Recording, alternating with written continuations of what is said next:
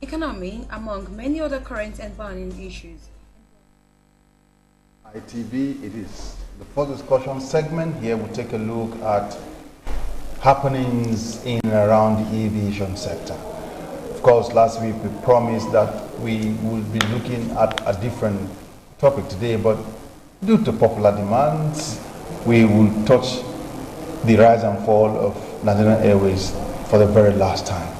And here with a mixture of what the National Assembly should be seen doing when it comes to the issue of aviation. They should not just sit and enjoy the comfort of their office until when there is a crash, or when there is a project, or when the runway is bad. It's when, of course, you see them talking about these things. They should be seen discussing aviation because it is critical to national development. And to look at these issues is your regular. He says he's not an expert, but well, many people say he's an expert. A non-pilot that teaches pilots, a freak in all intents and purpose, and he is also a licensed estate surveyor and bagger. His profile is there on the screen, Mr. Godwin Ike. A very good morning to you. Hi, good morning, Joe. How was your weekend? Weekend beautiful, and yours? Oh, always wonderful. Always, yes, always. Yes. And my dear viewers, please welcome to the program. Now, quickly, let's take a look at the rise and fall of the Nigerian Airways for the very last time. Part 4 of it is what? Yes, I must apologize to our TV viewers out there sincerely and very profusely. We apologize for not bringing you and the bubble burst as promised last week.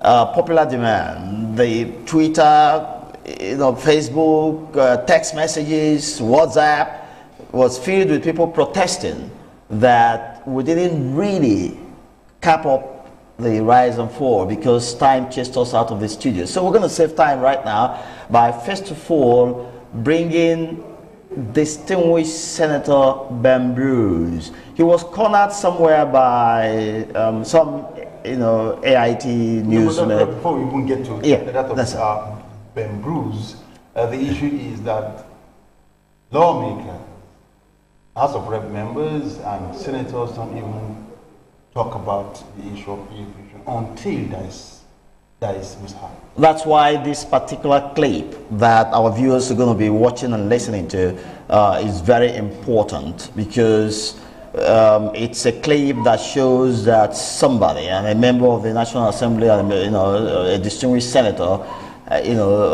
took a detour from the usual, sit-down look in the Nigerian parlance until some airplane falls out of the skies. But this time around, the distinguished Senator Ben Bruce is speaking out, and I was amazed when I stumbled. Will it be that somebody prompted him to? I wouldn't know. I wouldn't know. I actually stumbled into that clip, and I said, "Wow!"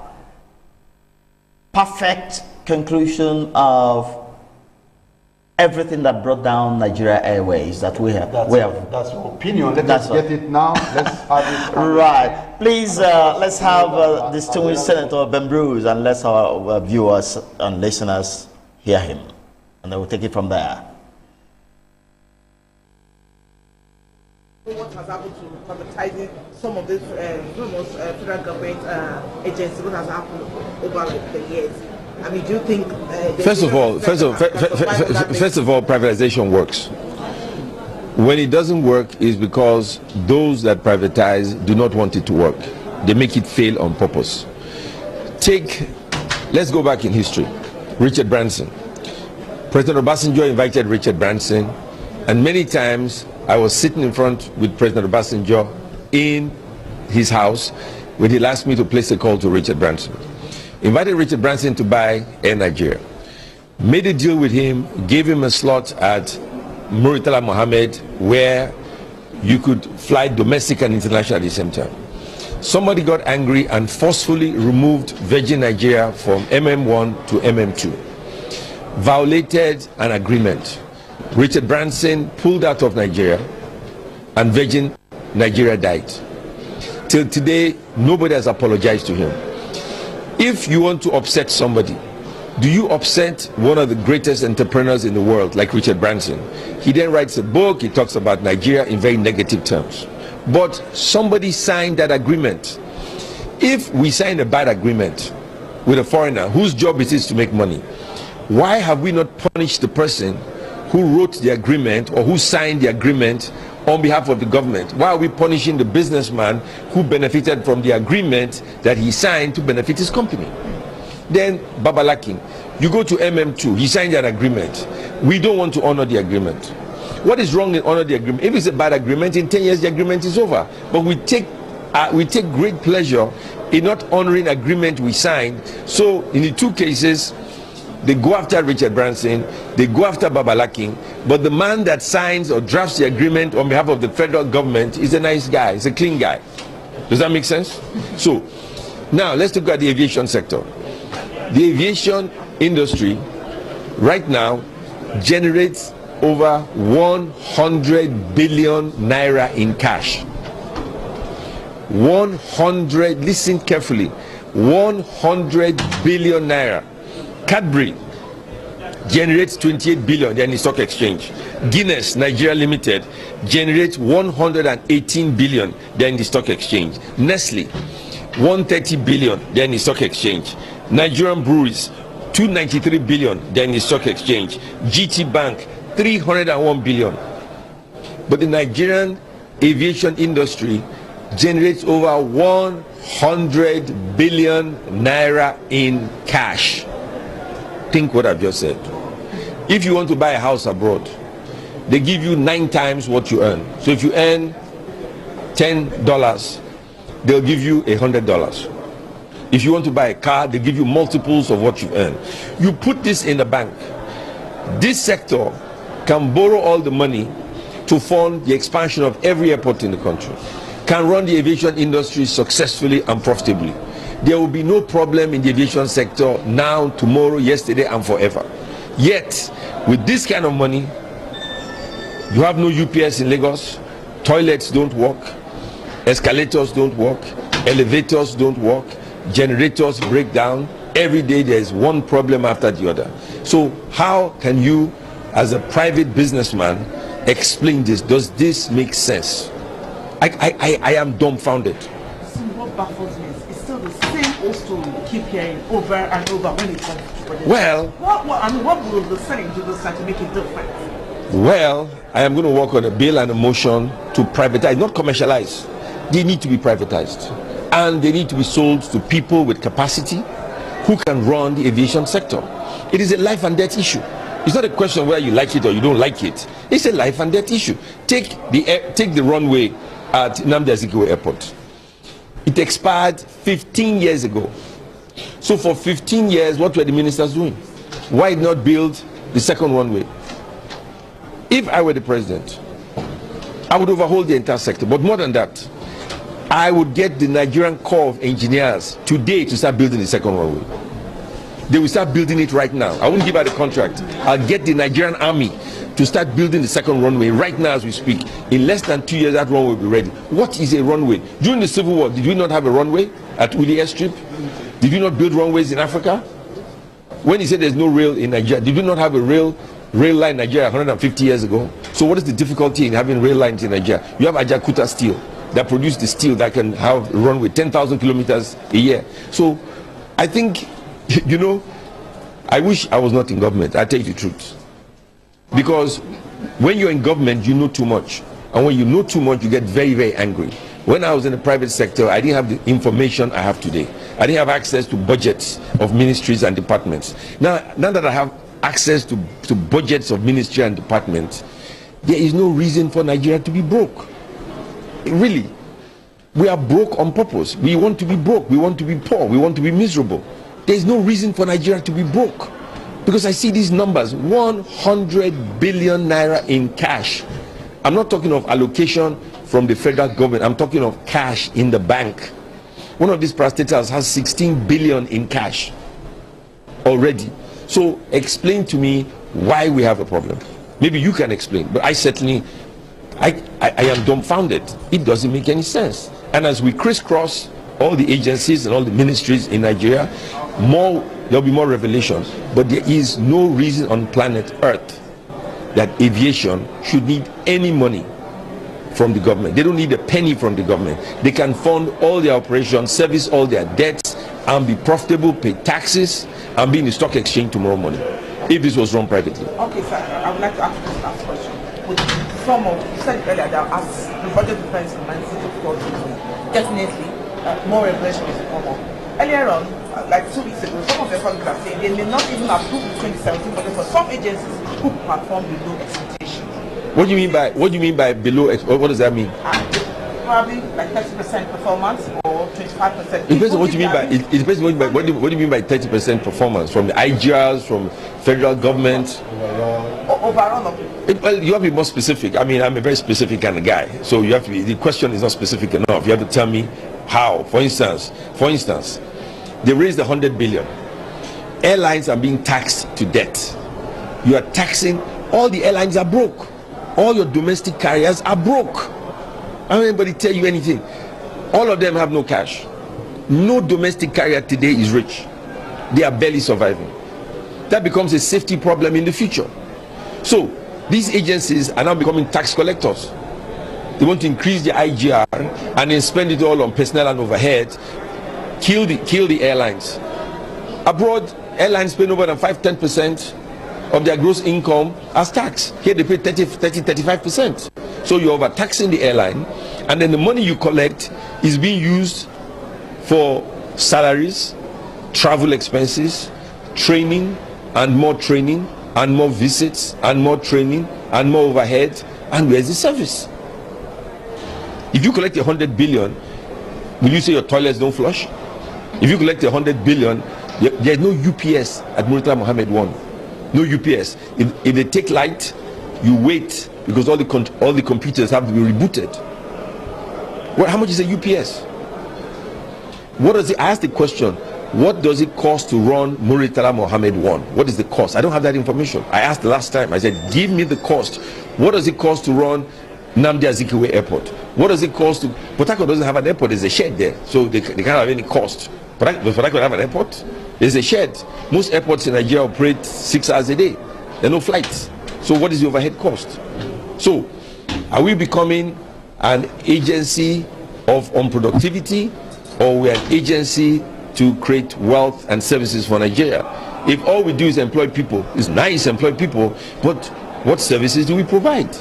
So we are broke on purpose. I am dumbfounded from the private sector. This is unacceptable, and I cannot be a part of it.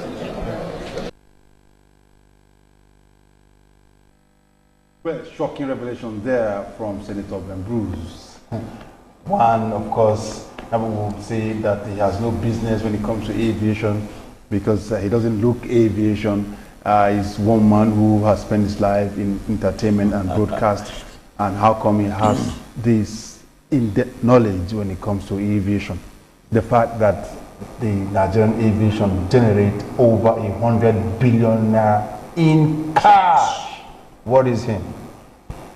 Despite that, maintenance is poor at the airport, toilets don't flush, there's no UPS to back up any computer. You are at the point of doing transaction, and if NEPA power goes off, you have to wait. When the light is restored, you have to wait for the computer to reboot. He disagrees with that. And of course, one striking thing is that he wishes he's not in government. Yeah, it's a clear indication of how much his heart bled as he spoke. I could touch it as abstract as the feeling is, but I mean, I could touch it. His heart was bleeding, and he just wished he didn't know what he got to know because he found himself in government. He wished he never ever came near because oh well, Joe, the whole idea of this is to prove to our viewers that the position I've always taken is we have a problem with who we are. Attitude is our problem. Our problem is not about money. It's not about. Money is part of it. If you look at what I'm saying about not being about money is that we have enough. Money is generated. What do you spend the money on? On personal and overhead. No, what I'm saying is it's attitude. We usually lose focus on the real thing that should be done in order to develop this nation. But anyway, let our viewers judge what they've heard. If you look at the part that he said, in abroad, e-vision tax 5%, in Nigeria, it tax 30%. Why? Those that will answer the question will be the same people that you investigative journalists will have to go and ask, why is this going on? And even with all that, what do you do with all the tons and tons of money generated? You see absolutely nothing. I mean, when you come to our airport environment, it looks like a village square. You know, a typical, remote village square somewhere. Go elsewhere and see how airports look like the biblical paradise that, we read about in the Bibles. Now, and they're all handmade, made by human beings. Now, if you look at, why do we go on this way, Joe? If you look at one of the areas he raised, which is privatization, that aspect has never gone well with Nigerians. Yeah, Joe, that brings me to the point. That was his opinion, and we shouldn't really quarrel about his opinion about privatization. But in all the time we've been dealing with the rise and fall of Nigeria Airways, I pointedly made it clear to my listeners and viewers that it's not about the business model, it's about attitude. We've got to change. We're still the same people we've been all the years, even though we're singing songs of change, and change begins with you and the rest of them. No one has changed, and it's quite messy. But anyway, Joe, let's run very quickly because we must conclude today. Last week we failed to give our viewers the complete profile of Emirates. You took me up on it, and I thought I was going to just scan through it and move on. But our viewers and those following this program say no, we want to hear it, and then after that, give us the conclusion of all this whole talk about rise and fall of Nigeria Airways. We must talk about that again. We have barely 8 minutes to go. Oh, sure, that's enough. We are dealing with just barely 2 or 3 clips, and that should be enough. So, profile of Emirates Group. Here's what's known about the Emirates Group, and my viewers now listen because you asked for it. It is a wholly government-owned corporation. B, its business focus is aviation. It was founded in Dubai in 1985. Its founder is Sheikh Ahmed bin Saeed Al Maktoum. Headquarters is Dubai International Airport, Gahoud, Dubai, United Arab Emirates, UAE. The airline currently serves 61 countries. Major drivers are Sheikh Ahmed bin Saeed Al Maktoum as chairman and CEO. Number 2, Tim Clark as president. Major products include passenger flights, that's Emirates that we all know, doing excellently well. Air cargo, Emirates Sky Cargo, and the C is aviation services, Dinata. These are the 3 components of the Emirates Group that we're talking about. Revenue in dirham is 67.4 billion dirham as at 2011 and 2012 accounts, okay? And that amounts to 18.3 billion US dollars. That's an equivalent of 18.3 billion US dollars. Remember, my dear viewers, we're still talking about the Emirates group rather. Now, operating income as at 2011-2012 accounting, it made 2.6 billion dirham. This is approximately 707.945 million US dollars. Not losses, takings, income. In our own, we made 5 million every month and spent 5.175 million US dollars. So every month we lost 175,000 US dollars. Okay, now net income as at 2011-2012, 2.3 billion dirham. This is approximately 625.965 million US dollars. Total assets as at 2011-2012 were 84.2 billion dirham. And this is equivalent to 22.926 billion US dollars. An airline that started with barely 2 or 3, borrowed aircraft. Okay. Now they grew because of attitude, good attitude. Good attitude, not about business model. After all, it's 100% owned by the government of UAE, United Arab Emirates, led by one man, the Sheikh and his brother.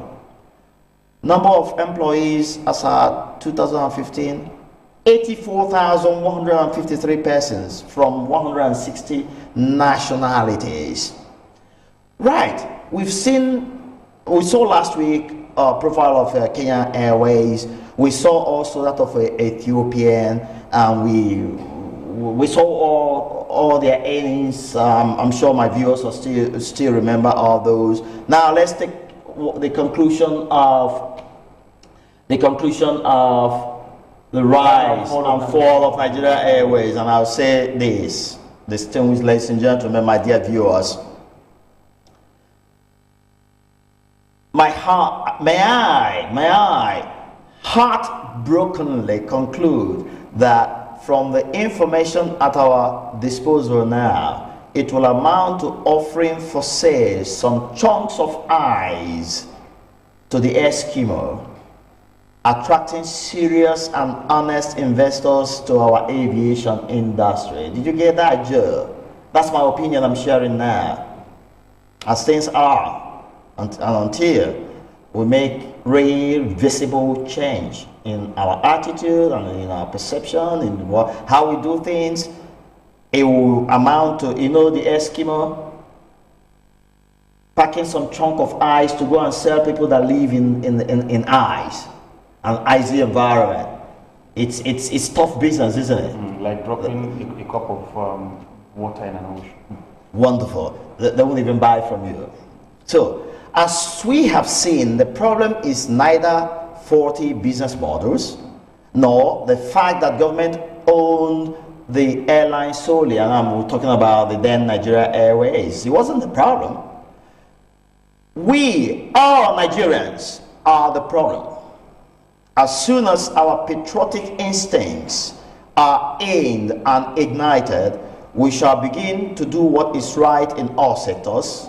Investors' confidence will be won, and a big investor scramble will ensue, so much that we won't have enough to go around those who would want a piece of the nation, or rather a piece of the action in the nation. Okay, may God have mercy on us and bless us all. May God bless the President and his team. May God bless the Federal Republic of Nigeria. I remain God. Yeah. Beautiful conclusion, but you Right. didn't, recommend penalty for anyone that violates, the rules. Yeah, Joe, we have enough laws in Nigeria, but we must show that these laws have teeth. We must show that they can bite. We must show that the laws are willing to bite, and will bite when they catch anyone doing the wrong things. But what do we find out there? As I was listening to news this morning, I had something that really shocked me. You remember the man that was accused of helping himself with the pension funds? Was it called minor? Yeah. I was shocked. I was hearing this morning that he's found his way, even when he refused to answer EFCC, refused to answer, all the investigating, arms of government who had declared him wanted at a time. And the rumor, I call it rumor because I haven't got my own personal confirmation of it's all over the radios this morning that he's not only been promoted, he's gotten back his job in civil service. And the big question Nigerians are asking out there on radio this morning, where is the corruption file? Well, but